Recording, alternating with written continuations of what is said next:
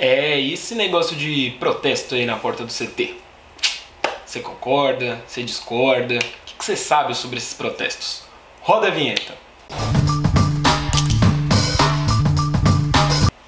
Fala fiel, saudações corintianas. Começamos o vídeo já pedindo para você se inscrever no canal, para você deixar o seu joinha e para você agora seguir com a gente no vídeo para entender um pouquinho do que acontece nesses protestos da torcida do Corinthians, da Gaviões da Fiel principalmente e de outras torcidas organizadas, tá bom? É sangue do olho, é tapa na orelha, queremos vontade e o Corinthians não é brincadeira.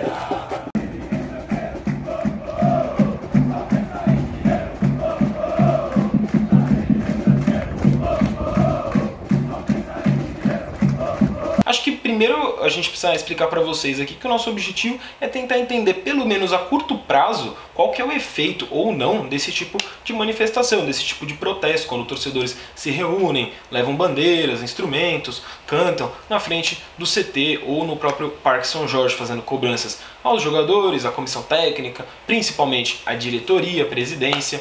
E vamos nessa então. Por que a gente está falando de objetivo a curto prazo também, né? Porque o Corinthians vive nesse momento, nesse início de 2020, justamente essa é a cobrança, né? O objetivo a curto prazo foi eliminado na pré-Libertadores, resta agora o Campeonato Paulista para esse primeiro semestre, e no Campeonato Paulista o Corinthians está meio capengando, está correndo o risco de não se classificar para a fase de mata-mata. Então o protesto acaba tendo como principal objetivo ali uma cobrança a curto prazo, né, para o time, pelo menos não, porque já está jogando bem, mas começar a ganhar, a somar pontos, a mostrar resultado, né, também. E acho que primeiro cabe a gente ressaltar a história da Gaviões da Fiel e, na verdade, de torcidas organizadas de forma geral, né? No caso da Gaviões, que convocou o protesto dessa semana lá no CT Joaquim Grava, ela é fundada em 1969, justamente num momento muito delicado da história do Corinthians e da história do Brasil. E ela nasce ali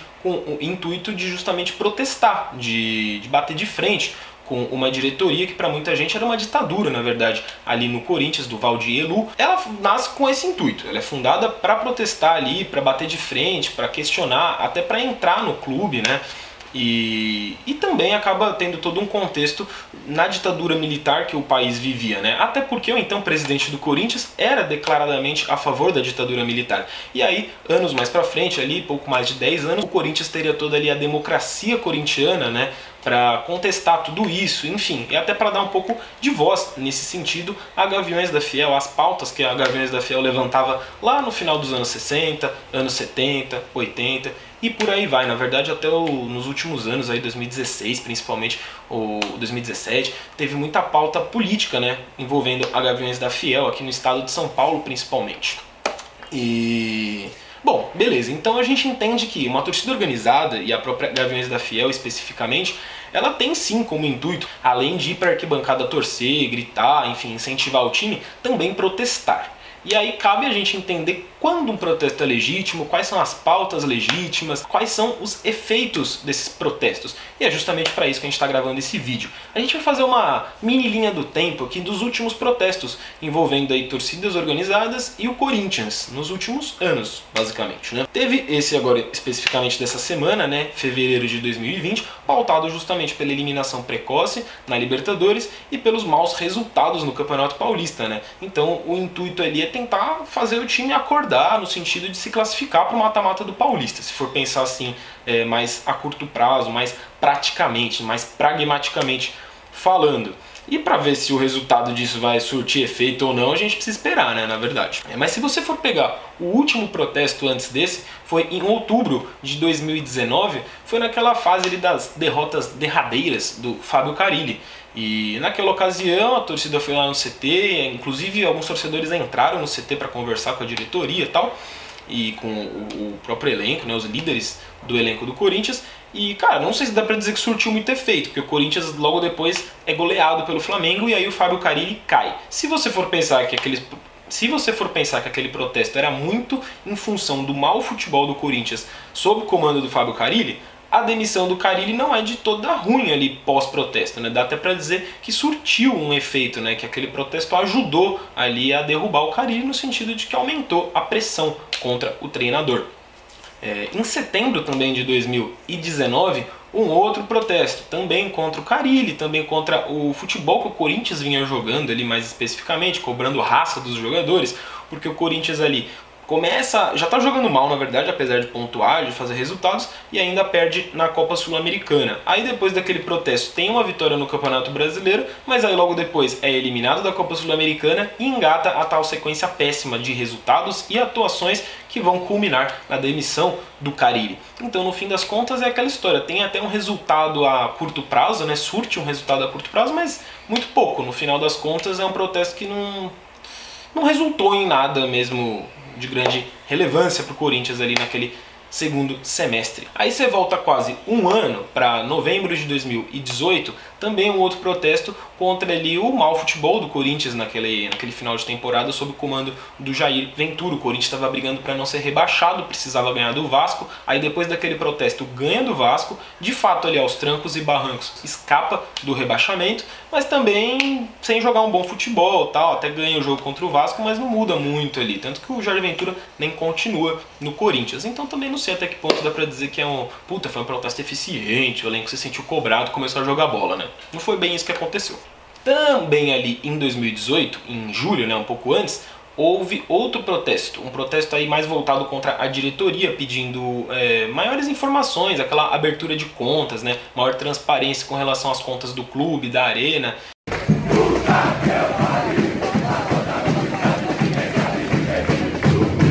E a diretoria, né, tinha convocado uma entrevista coletiva lá no CT Joaquim Grava para esclarecer justamente todas essas situações. Acabou que não esclareceu nada, isso irritou ainda mais a torcida, que foi lá questionar e cobrar mais transparência. Só que aí, se você for olhar, desde então não mudou muita coisa nessa questão da transparência, né? O clube continua, acho que com esse principal problema de não explicar muitas coisas envolvendo ali dinheiro, envolvendo as finanças, que na verdade a gente sabe que não estão nada boas.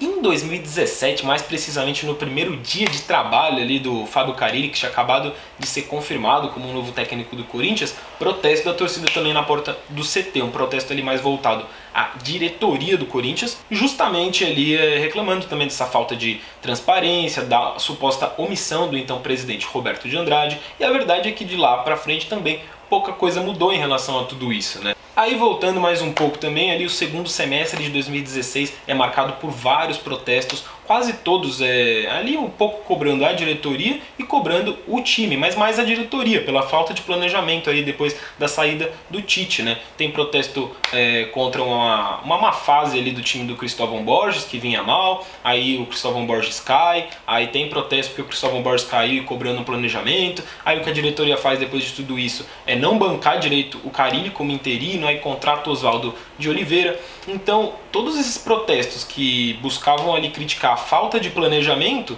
culminaram num péssimo planejamento ali ao longo de todo aquele segundo semestre, né? Então também não é como se a cobrança por um melhor planejamento tivesse surtido um efeito ali de um melhor planejamento, efetivamente falando, né?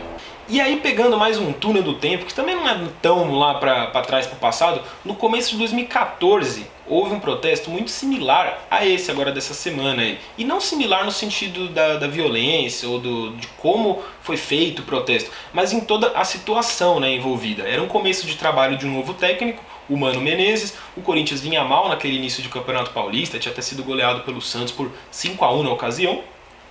E aí a torcida vai questionar o trabalho do Mano Menezes, aquele início de trabalho do Corinthians, cobrando o resultado depois de um final de 2013 ruim, só que aí com muita violência, com invasão ao CT, relatos de agressões aos jogadores, vandalismo. E aí, cara, isso não surtiu efeito nenhum. Foi disparado o pior protesto no sentido de você analisar os resultados, as consequências do protesto nos últimos anos. E não à toa foi o mais violento, né? Uma coisa está ligada à outra. O time chegou a ameaçar boicotar os jogos seguintes ao protesto. O time perdeu os jogos seguintes, aí depois empata, só vai voltar a ganhar depois de quase 3 semanas. A consequência de tudo isso é o Corinthians ter sido eliminado na primeira fase do Campeonato Paulista. Não estou falando que foi eliminado por causa do protesto, mas assim, o protesto cobrando uma melhora do futebol e talvez ali uma obrigação de classificação por mata-mata ele não surte efeito nenhum, pelo contrário. E muito em função da violência por trás daquele tipo de manifestação. E é justamente aí que eu queria encerrar esse vídeo, falando sobre quando que um protesto é legítimo, né? Eu acho que o ponto primordial é ele não ser violento, porque senão você fere já, acho que os princípios básicos aí da democracia.